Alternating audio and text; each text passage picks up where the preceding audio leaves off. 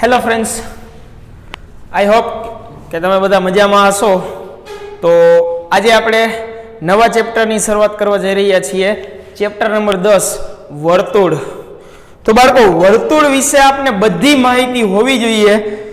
તો આપણે સૌપ્રથમ પહેલાં તો ભૂમિતિના જે વિષય છે, ભૂમિતિ આપણો ગણિતનો એક ભાગ છે, બરોબર. એમાં ભૂમિતિમાં અમુક જે શબ્દ છે એ શબ્દથી તમે પરિચિત હોવા જોઈએ. તો આપણે સૌપ્રથમ પહેલા શબ્દથી થોડાક પરિચિત થઈએ. પરિચિત થઈ અને ધીરે ધીરે આપણે વર્તુળ ચેપ્ટર તરફ આગળ જાશું, બરોબર. તો સૌપ્રથમ પહેલા તો આપને બિંદુ ખબર હોવી જોઈએ. તો કે બિંદુ કોને કહેવાય? તો કે કોઈ સમતલની અંદર હું અહીંયા આ ટપકું કરી દઉં, બરોબર, તો એ ગણિતની ભાષામાં શું થઈ જાય? તો કે બિંદુ. શું થઈ જાય? બિંદુ.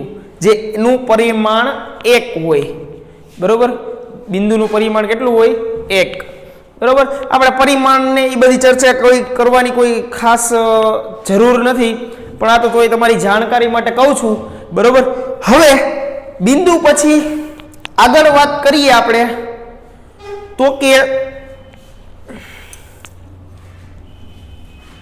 3 વસ્તુ આપણે સમજવાની છે. પહેલા રેખા, રેખાખંડ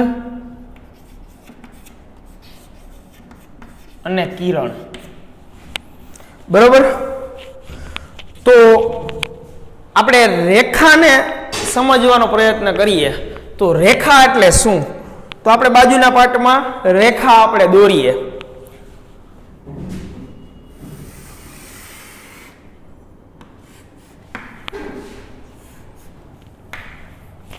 આ રેખા છે. આ રેખાની અંદર અનંત બિંદુઓનો સમૂહ છે. અનંત બિંદુઓનો સમૂહ છે અને આ રેખા છે એ બંને દિશા તરફ અનંત સુધી લંબાયેલી હોય છે. શું? આ રેખા છે એ અનંત બિંદુઓનો સમૂહ છે અને બંને બાજુએ, બંને દિશામાં અનંત અંતર સુધી લંબાયેલી હોય છે, બરોબર. હવે આગળ વાત કરીએ આપણે રેખાખંડની. તો કે રેખાની અંદર રેખાખંડ કોને કહેવો? તો કે બાળકો, હું અહીંયા કોઈ બે નિશ્ચિત બિંદુ કરી લઉં. આ બિંદુ A આપું અને આ બિંદુ B આપું, બરોબર. તો A બિંદુથી B બિંદુની વચ્ચે જેટલા બિંદુઓ આવેલા છે અને આ રેખા, આ જે લાઈન સ્વરૂપે જે દર્શાવેલા છે, જો અમારો પીળો ભાગ આકૃતિમાં, તો એને કહેવામાં આવે છે રેખાખંડ, બરોબર. આપણે વ્યાખ્યા મગજમાં હોય કે ના હોય, પણ આપને જે એની નિશાની છે, જે આકૃતિમાં આપને જોઈને ખબર પડવી જોઈએ કે આ રેખા છે, રેખાખંડ છે, કિરણ છે, બરોબર, એ આપને ખબર હોવું જોઈએ, બરોબર. તો એ બિંદુથી ચાલુ કરીએ અને B બિંદુ સુધીના જેટલા બિંદુઓનો સમૂહ છે ને, બરોબર, જે આ પીળો ભાગ મારો, એને શું કહેવામાં આવે છે? તો કે એને રેખાખંડ કહેવામાં આવે છે. તો એ ભાગને આપણે બહાર કાઢીએ તો આ રીતનો કંઈક દેખાય. તો આને શું કહેવામાં આવશે? તો કે રેખાખંડ. હવે કિરણ. તો કે કિરણ છે ને એ એક નિશ્ચિત બિંદુથી ચાલુ થાય અને કોઈ એક દિશામાં અનંત સુધી લંબાયેલું હોય. જો અહીંથી કિરણનું ઉદ્ભવ થયું, અહીંથી કિરણનું ઉદ્ભવ થયું, તો એ ઉદ્ભવ થયું, બરોબર, તો એ જમણી બાજુએ અનંત સુધી લંબાયેલું છે. ક્યાં છે? અનંત સુધી લંબાયેલું છે. તો આને આપણે શું કહેશું? તો કે આને આપણે કિરણ કહેશું. આને શું કહેશું આપણે? તો કે રેખાખંડ કહેશું, બરોબર. અને આને આપણે શું કહેશું? તો કે એને આપણે રેખા કરશું, બરોબર બાળકો. તો રેખા, રેખાખંડ અને કિરણમાં વસ્તુમાં આટલો ફેર છે. રેખાખંડ તો કે બે નિશ્ચિત બિંદુની વચ્ચેનો જે બિંદુઓનો સમૂહનો ગણ હોય એને, બરોબર. આ રીતે આપણે એની વ્યાખ્યા પણ વ્યક્ત કરી શકીએ. કિરણ તો કે કોઈ એક બિંદુએ ઉદ્ભવે અને અનંત સુધી લંબાયેલી હોય, બરોબર. કોઈ એક બિંદુ એનું ઉદ્ભવ બિંદુ થાય, એ ઉદ્ભવ બિંદુએથી ઈ કિરણનો ઉદ્ભવ થાય અને અનંત સુધી લંબાયેલી રહે, બરોબર, એને કહેવાય કિરણ. અને જ્યારે રેખા તો કે બંને દિશામાં અનંત સુધી લંબાયેલી હોય, બરોબર, અનંત સુધી લંબાયેલી હોય અને અનંત બિંદુઓનો સમૂહ ગણ ભેગો થાય, બરોબર, ત્યારે આપણે રેખા મળે છે, બરોબર. તો બાળકો આ ત્રણ શબ્દથી તમે પરિચિત થયા, રેખા, રેખાખંડ અને કિરણ, બરોબર. તો હવે આપણે આગળ વર્તુળ તરફ જવાના છીએ, બરોબર. તો વર્તુળની વ્યાખ્યા પહેલા આપણે ખબર હોવી જોઈએ. તો વર્તુળની વ્યાખ્યા છે ને બાળકો, ઈ વર્તુળ દોરીએ ને એના જેવું છે. તો કે વર્તુળની વ્યાખ્યા યાદ રાખવી હોય તો કે એક નિશ્ચિત બિંદુ લ્યો, નિશ્ચિત બિંદુથી નિશ્ચિત અંતરે જે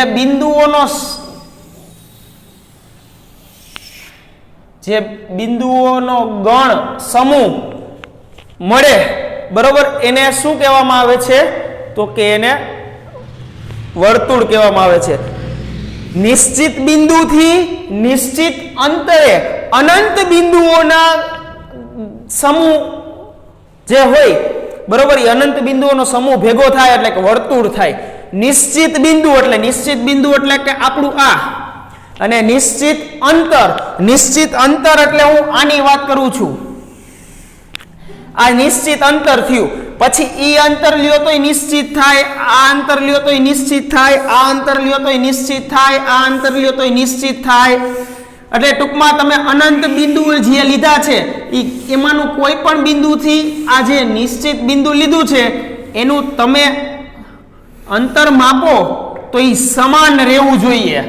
એટલે કે આ જેટલા મેં અંતર દોર્યા છે, આ જેટલી મેં લાઈનો કરી છે એ બધું શું છે? તો કે નિશ્ચિત અંતર. તો એ નિશ્ચિત અંતરને શું કહેવામાં આવે છે બાળકો? તો નિશ્ચિત અંતરને આર કહેવામાં આવે છે. આર એટલે તમને ખબર હોવું જોઈએ. તો આર કોને કહેવાય? તો કે ત્રિજ્યાને. એટલે કે કેન્દ્રથી નિશ્ચિત બિંદુ વચ્ચેનું જે અંતર છે, કેન્દ્ર, વર્તુળનું કેન્દ્ર કહેવાય આને, બરોબર. તો એ વર્તુળના કેન્દ્રથી વર્તુળનો નિશ્ચિત બિંદુ વચ્ચેનું જે અંતર હોય છે એ અંતરને શું કહેવામાં આવે છે? ત્રિજ્યા, બરોબર. તો આ આપણું શું થઈ ગયું? ત્રિજ્યા. જે ત્રિજ્યા છે એને કેના વડે દર્શાવવામાં આવે છે? તો કે આર વડે દર્શાવવામાં આવે છે. કેના વડે દર્શાવવામાં આવે છે? આર વડે. તો બાળકો આ થઈ ગયું વર્તુળ અને ત્રિજ્યા વિશે વાત. હવે હું આગળ વાત કરવાનો છું વ્યાસ વિશે. વ્યાસ કોને કહેવાય? આ આપણું વર્તુળ, આ વર્તુળની અંદર જે કેન્દ્ર, વર્તુળનું કેન્દ્ર છે એમાંથી જે પસાર થતી લાઈન હોય, બરોબર. તો હવે તમે જુઓ, આ બિંદુથી તમે આને શું કહેશો? આર. આને શું કહેશો? આર. તો આખે આખું અંતર શું થઈ ગયું? 2r. એટલે કે વર્તુળના નિશ્ચિત બિંદુ અને કેન્દ્રમાંથી જે નીકળે જે લાઈન, બરોબર, એને આપણે વ્યાસ કહેશું. તો આને આપણે વ્યાસ કહેશું. તો વ્યાસને વ્યાસને કયા નોટેશન વડે દર્શાવવામાં આવે છે? તો કે ડી. હવે ડી બરાબર શું થાય? તો બાળકો ડી બરાબર શું થશે? તો કે 2r. એટલે કે વ્યાસ છે એ ત્રિજ્યાથી હંમેશા કેવો હશે? તો કે બમણો હશે. કેવો હશે? બમણો, બરોબર. વ્યાસ છે એ ત્રિજ્યાથી કેવો હશે? તો કે બમણો હશે, બરોબર. હવે આગળ વાત કરીએ આપણે. મારે r બરાબર લખવું હોય તો શું લખાય? તો કે d/2. એટલે કે ત્રિજ્યા મારે મેળવવી છે અને વ્યાસ આપેલો છે, તો કેવી રીતે મળે? તો કે વ્યાસને મારે 2 વડે ભાગવાના એટલે મને ત્રિજ્યા મળે, બરોબર બાળકો. શું? વ્યાસને મારે 2 વડે ભાગવાના એટલે મને ત્રિજ્યા મળે. તો આ શું થઈ ગયું? d/2. એટલે તો કે વ્યાસ ભાગ્યા 2 એટલે શું થઈ ગયું? તો કે ત્રિજ્યા, બરોબર બાળકો. ચાલો, હવે આ થઈ ગઈ વ્યાસની ચર્ચા. હવે આગળ વાત કરીએ આપણે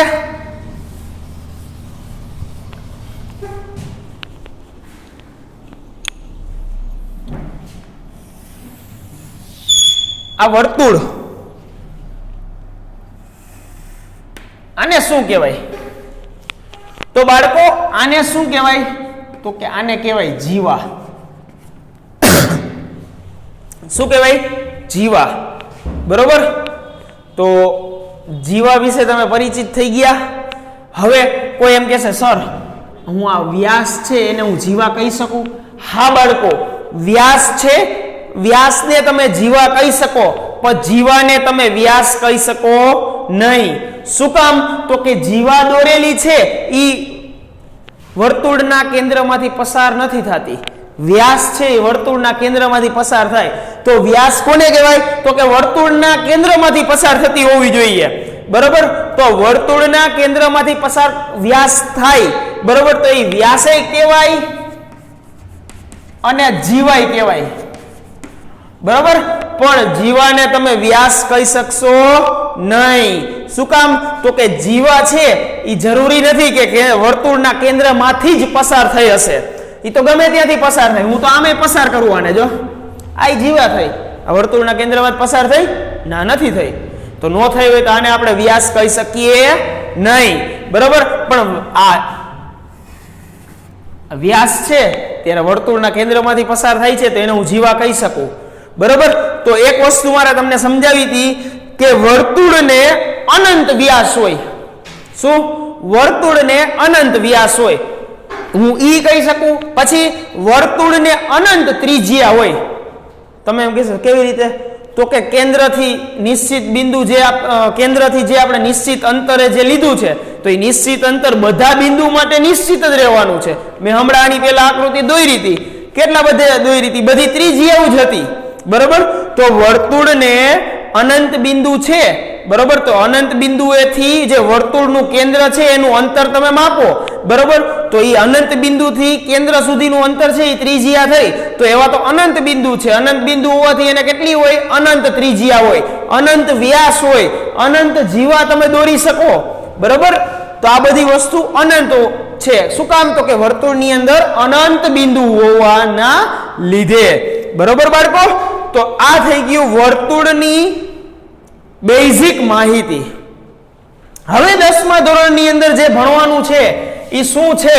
તો કે ઈ છે વર્તુળનો સ્પર્શક. સૌથી પહેલા તો વર્તુળનો સ્પર્શક કોને કહેવાય? તો એના માટે થઈને હું તમારી સામે 3 આકૃતિ દોરું છું.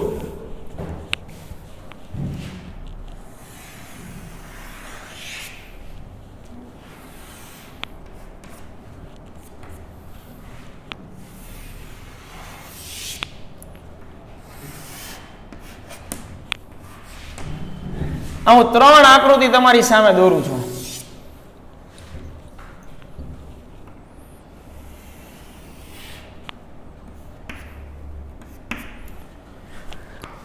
આ આકૃતિ નંબર 1, આ આકૃતિ નંબર 2 અને આ આકૃતિ નંબર 3.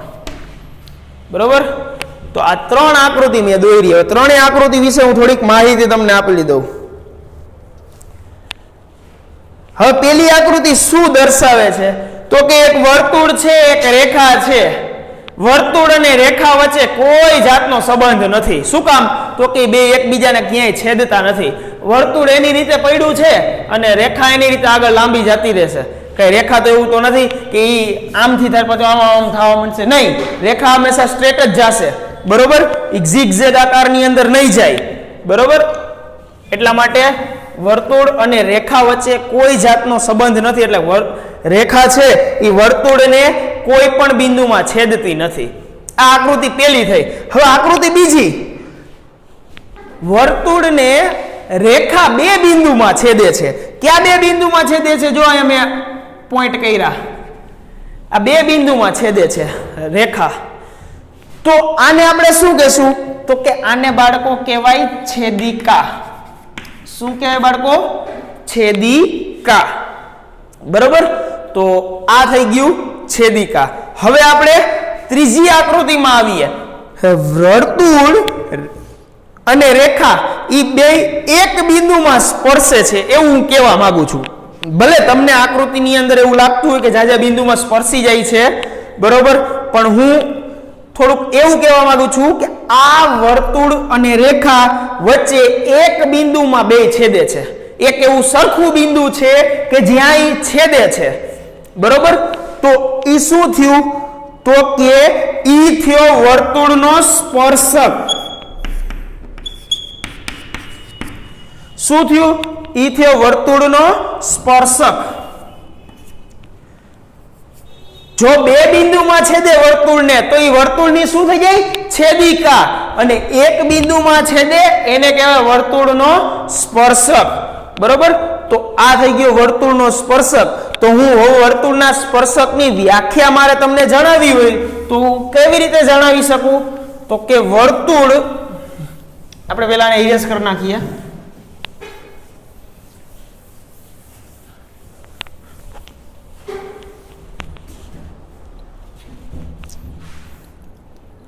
તો પહેલી વ્યાખ્યા આપણી આ ચેપ્ટરની કઈ છે? તો કે વર્તુળનો સ્પર્શક.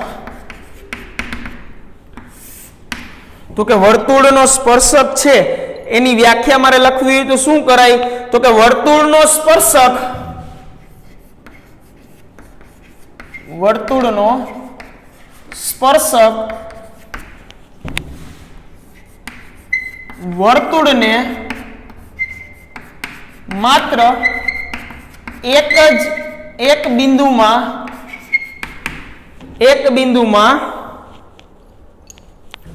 છેદતી રેખા છે. એક બિંદુમાં છેદતી રેખા છે. તો વર્તુળનો સ્પર્શકની વ્યાખ્યા આપણે લખવી હોય વ્યવસ્થિત શાબ્દિક માહિતીમાં તો આ રીતે લખી શકીએ: વર્તુળનો સ્પર્શક વર્તુળને માત્ર એક બિંદુમાં છેદતી રેખા છે, બરોબર? તો આ થઈ ગઈ આપણા ચેપ્ટરની પહેલી વ્યાખ્યા, વર્તુળનો સ્પર્શક, બરાબર? હવે વર્તુળનો સ્પર્શક છે એ લેટિન ભાષા ઉપરથી આવ્યો છે. કેના ભાષા ઉપરથી આવ્યો છે? લેટિન ભાષા ઉપરથી, બરાબર? તો આને શું કહેવામાં આવે છે? તો કે આને ટેન્જેન્ટ કહેવામાં આવે છે. શું કહેવામાં આવે છે? ટેન્જેન્ટ, બરાબર? તો આનો જે છે એ કયા ગણિત શાસ્ત્રીએ આની શોધ કરી હતી? તો કે ડેનિશ ગણિત શાસ્ત્રીએ 1583 માં આની શોધ કરી હતી. 1583 માં ડેનિશ નામના ગણિત શાસ્ત્રીએ આની શું કરી હતી? શોધ કરી હતી. એને આનો ઉત્પત્તિ કરી હતી કે આના વિશે માહિતી આપી હતી, જે પણ તમે કયો ઈ, બરોબર? તો આ ડેનિશ નામના ગણિત શાસ્ત્રી આનું જે છે અર્થ કાઢ્યો તો બધો શ્રેય છે એ ડેનિશ નામના ગણિત શાસ્ત્રીને 1583 માં મળ્યો હતો. તો ઈ કોઈ માહિતી આપણા માટે તમારી માત્ર જાણકારી માટે છે, એટલે આપણે એને અત્યારે ઇરેઝ કરી નાખીએ છીએ. હવે બાળકો આગળ સ્પર્શ બિંદુ, બીજી વ્યાખ્યા.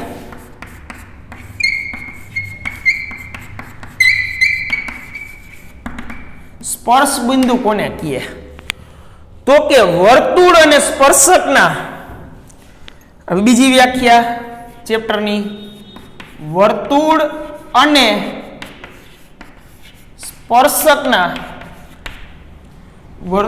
સ્પર્શકના સામાન્ય બિંદુને, સામાન્ય એટલે કે બેયમાં આવતા હોય એવા બિંદુ, સામાન્ય બિંદુને સ્પર્શ બિંદુ કહે છે,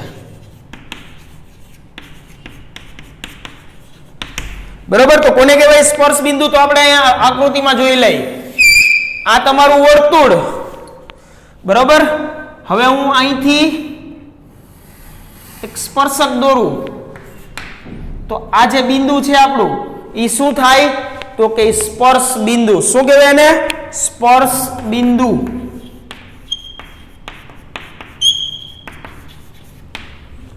શું કહેવાશે? સ્પર્શ બિંદુ. ચાલો, તો આ થઈ ગઈ આપણા ચેપ્ટરની બીજી વ્યાખ્યા. હવે આ ચેપ્ટરની ત્રીજી વ્યાખ્યા, આપણે એ આકૃતિની જરૂર છે ત્રીજી વ્યાખ્યા સમજવા માટે, તો એને આપણે રાખી દઈએ છીએ. ત્રીજી વ્યાખ્યા છે આપણી અભિલંબ.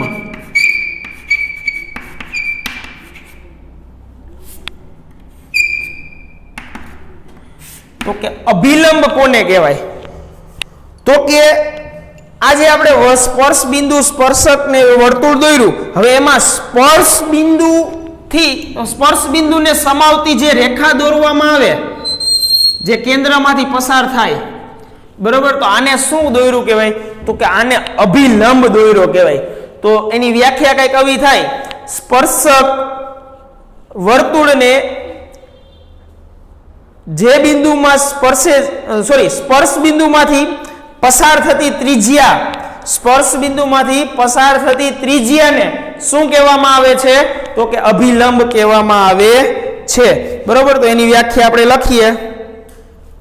શું લખવાનું? તો કે સ્પર્શ બિંદુમાંથી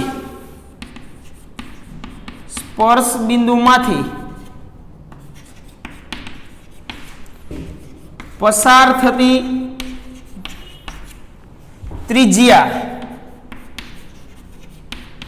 ને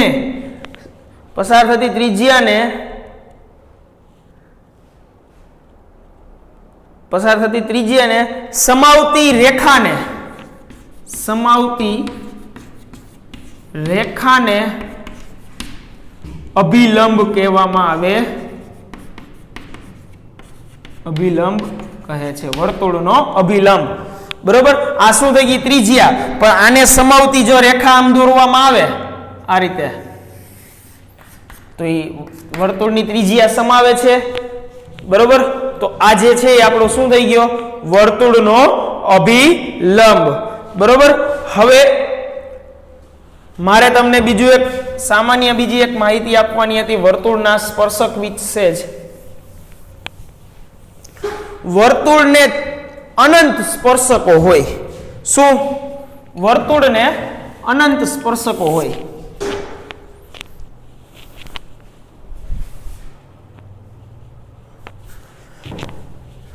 કારણ કે ઘણી વખત પૂછાય છે બોર્ડની એક્ઝામમાં, ખાલી જગ્યામાં, વર્તુળને અનંત અથવા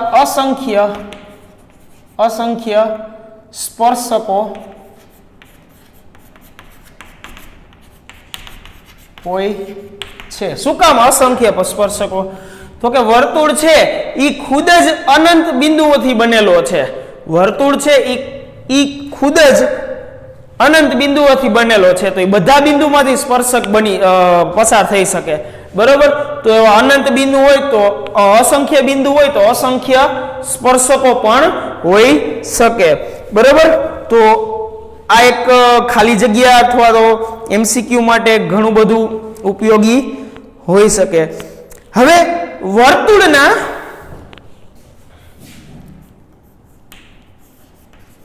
વર્તુળના અંદરના ભાગમાં આવેલ બિંદુ માંથી એક પણ સ્પર્શક પસાર થાય નહીં અથવા થશે નહીં. બરોબર, એટલે કે વર્તુળનું જે અંદરનું બિંદુ હોય એને એક પણ સ્પર્શક હોય નહીં. શું કામ? તો જો આ વર્તુળનું દોરું, એ અંદરનું બિંદુ, તો આમાંથી હું સ્પર્શક દોરવા જાઉં તો આ સ્પર્શક દોરાનો, તો આ શું થઈ ગયું? આ તો છેદિકા થઈ ગઈ. બરોબર, તો વર્તુળના અંદરના બિંદુમાં એક પણ સ્પર્શક આવેલું હોય નહીં.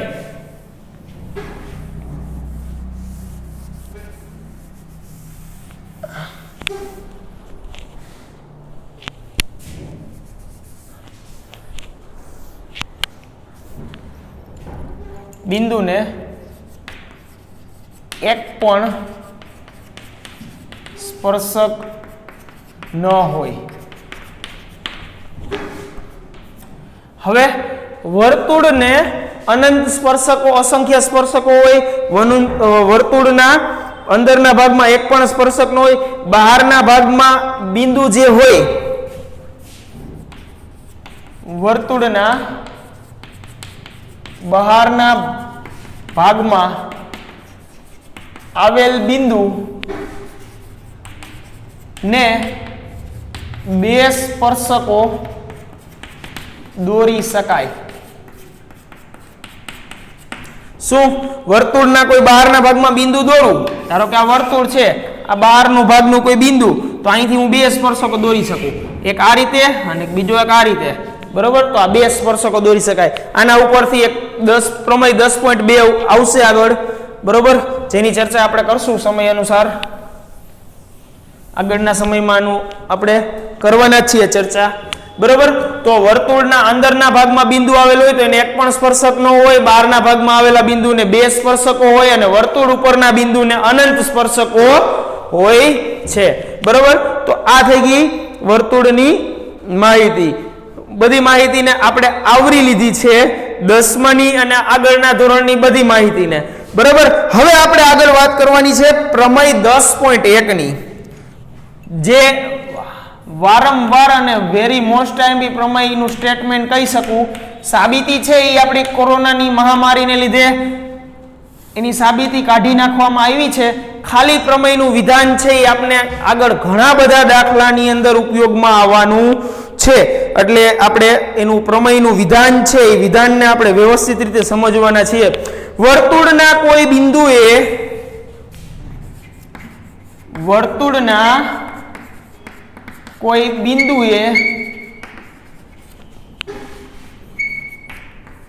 દોરેલ સ્પર્શક, વર્તુળના કોઈ બિંદુએ દોરેલ સ્પર્શક સ્પર્શ બિંદુમાંથી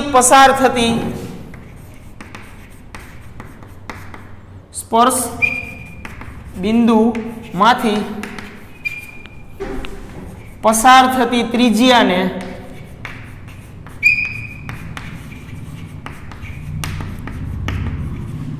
લંબ હોય છે. બહુ સરસ મજાનો પ્રમેય છે. આ પ્રમેયનો હાલતા આપણે વારંવાર ઉપયોગ કરશું અહીંયા પણ અને આગળના ધોરણમાં પણ તમે ઘણી બધી જગ્યાએ આ પ્રમેયનો ઉપયોગ કરવાના છો. વર્તુળના કોઈ બિંદુએ દોરેલ સ્પર્શક સ્પર્શ બિંદુમાંથી પસાર થતી ત્રિજ્યાને લંબ હોય, બરોબર. તો ચાલો તો હવે આની આપણે આ આકૃતિ ઉપરથી આ પ્રમેય દોરીએ, પ્રમેયને સમજીએ.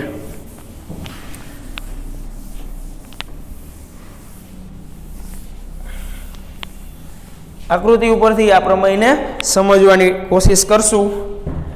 આ આપણું વર્તુળમાં આપણે સ્પર્શક દોરીએ,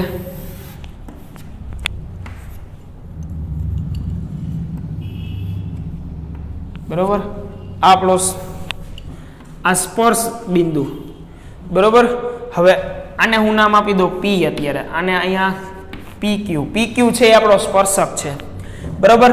આ આપણું વર્તુળનું કેન્દ્ર. હવે જો શું કીધું યાર, વર્તુળના કોઈ બિંદુએ દોરેલ સ્પર્શક, હાલો વર્તુળનું આ P બિંદુ છે એમાંથી દોરેલો સ્પર્શક, ચાલો સમજાઈ ગયું. હવે સ્પર્શ બિંદુ, તો આ P છે એ સ્પર્શ બિંદુ થશે. હવે સ્પર્શ બિંદુમાંથી પસાર થતી ત્રિજ્યા, તો આ સ્પર્શ બિંદુ છે, બરોબર, એમાંથી પસાર થતી ત્રિજ્યા એટલે આ થશે, બરોબર. તો એ લંબ હોય છે. લંબ એટલે કે 90 અંશના ખૂણે હોય છે. તો આ 90 અંશનો ખૂણો બનાવે છે અહીંયા, બરોબર. એટલે વર્તુળના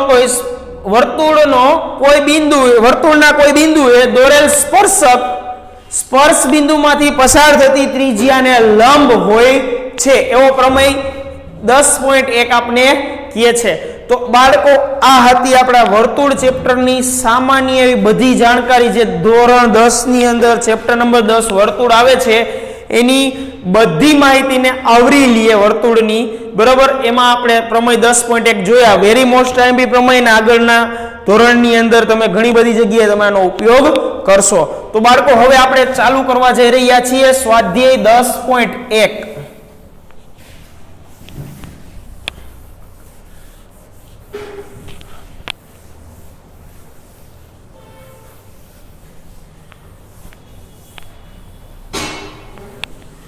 તો સ્વાધ્યાય 10.1 એમાં પહેલો પ્રશ્ન, સ્વાધ્યાય 10.1 એમાં પહેલો પ્રશ્ન શું કીધું છે, તો કે વર્તુળ ને કેટલા સ્પર્શક હોય. વર્તુળને કેટલા સ્પર્શક હોય? આ પેલો ક્વેશ્ચન છે સ્વાધ્યાય 10.1 નો. તો વર્તુળને કેટલા સ્પર્શકો હોય એ આપણે હમણાં જ વાત કરી હતી. તો કે વર્તુળને અસંખ્ય સ્પર્શક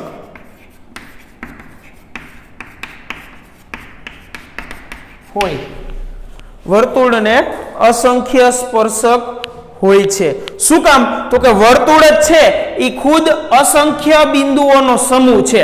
તો એ બધા બિંદુમાંથી એક એક સ્પર્શક તો પસાર થવાનો જ છે.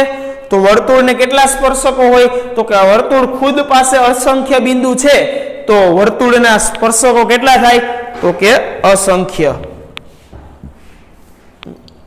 ચાલો બીજો ક્વેશ્ચન કંઈક એવું છે, ખાલી જગ્યા પૂરો.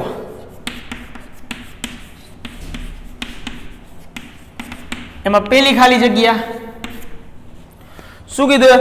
સ્પર્શક વર્તુળને ખાલી જગ્યા સ્પર્શક વર્તુળને ખાલી જગ્યા બિંદુમાં છેદે. તો કે સ્પર્શકની તમે બધી માહિતી મેળવી. સ્પર્શક છે એ વર્તુળના એક જ બિંદુમાં છેદવાનો છે.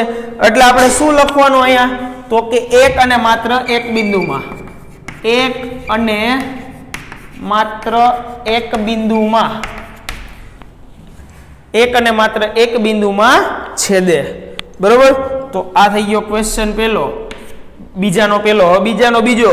વર્તુળને બે બિંદુમાં છેદતી રેખાને શું કહે છે? વર્તુળને બે બિંદુમાં છેદતી રેખા. આ વર્તુળ આ એની બે બિંદુમાં છેદતી રેખા. તો શું કહેવાય આને? આકૃતિ નંબર 2 હમણાં યાદ કરો, દોરી હતી. શું કીધું તમે? તો કે છેદિકા. શું કહેવામાં આવે છે? તો કે છેદિકા. ટેક્સ્ટ બુક બાળકો સામે રાખજો.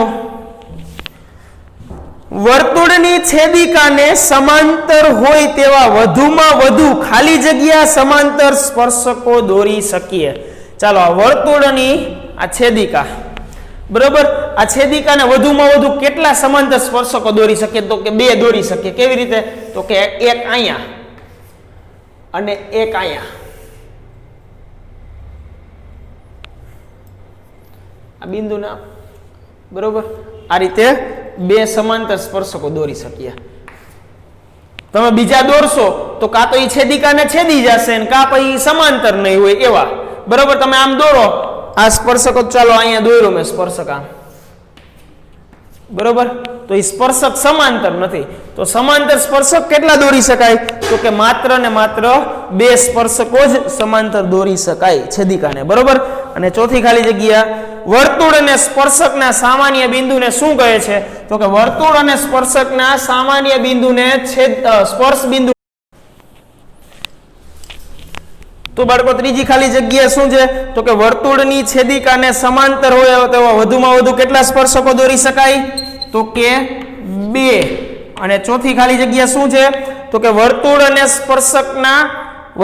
સ્પર્શકના સામાન્ય બિંદુને શું કહેવામાં આવે છે? તો કે સ્પર્શ બિંદુ. શું કહેવામાં આવે છે? સ્પર્શ બિંદુ.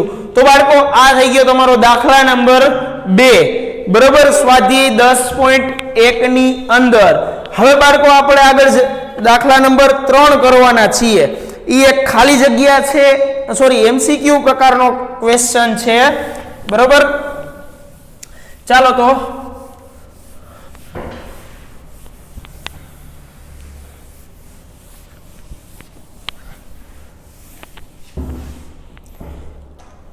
હું એની આકૃતિ દોરું છું. આકૃતિ ઉપરથી ક્વેશ્ચન હું સમજાવી દઈશ તમને.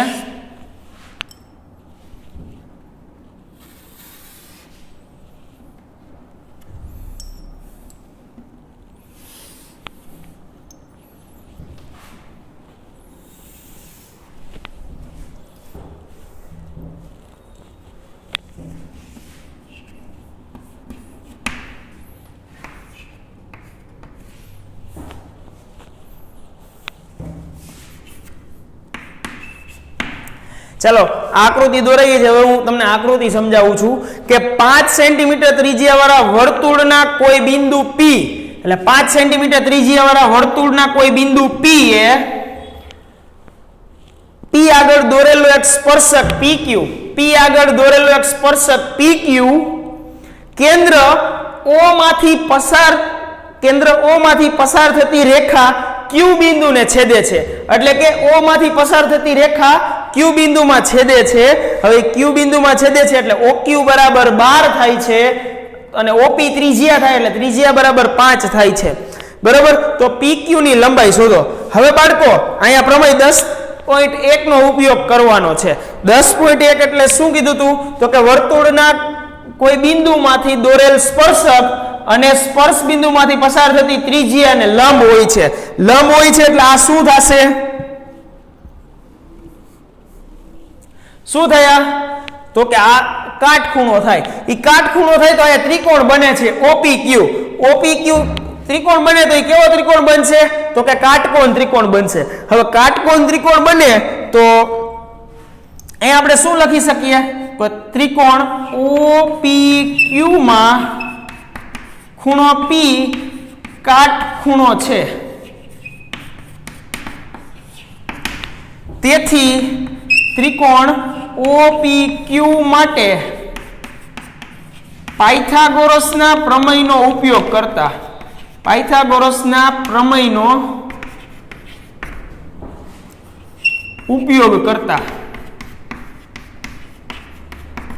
ચાલો તો પાયથાગોરસના પ્રમેયનો ઉપયોગ કરતા તો પાયથાગોરસનો પ્રમેય શું થશે?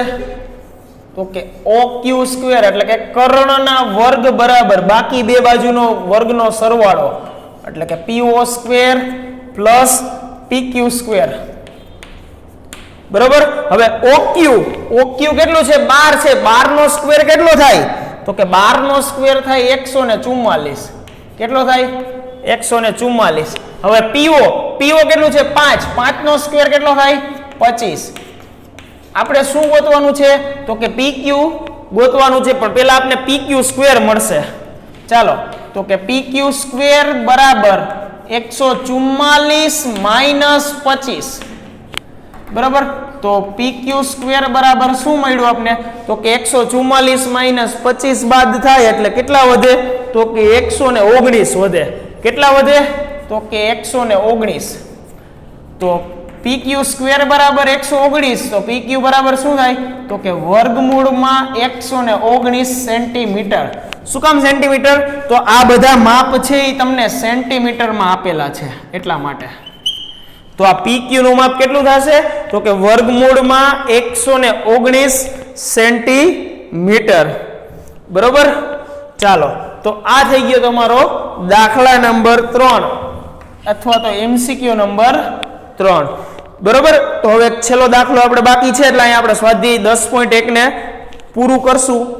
બરોબર, તો ચોથો દાખલો આપણે જે કીધો છે એ આપણે કરી લઈએ એટલે આપણું અહીંયા સ્વાધ્યાય 10.1 આપણું પૂરું થઈ જાય. તો બાળકો શું છે? તો કે એક વર્તુળ દોરો. વર્તુળના સમતલમાં આપેલી કોઈ એક રેખા સમાંતર હોય તેવી બે રેખાઓ દોરો જે એક વર્તુળનો સ્પર્શક હોય અને બીજી વર્તુળની છેદિકા હોય. હવે શું કીધું?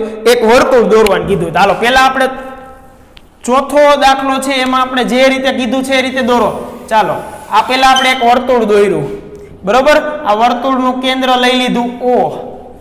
બરોબર, હવે શું કીધું? તો કે વર્તુળના સમતલમાં આપેલી કોઈ એક રેખાને સમાંતર હોય. ચાલો વર્તુળનું આ સમતલ છે તો સમતલમાં એક રેખા આપી, એ રેખાને મેં નામ આપ્યું L. બરોબર, હવે આ રેખાને સમાંતર હોવી જોઈએ. જો સાંભળજો શું કીધું?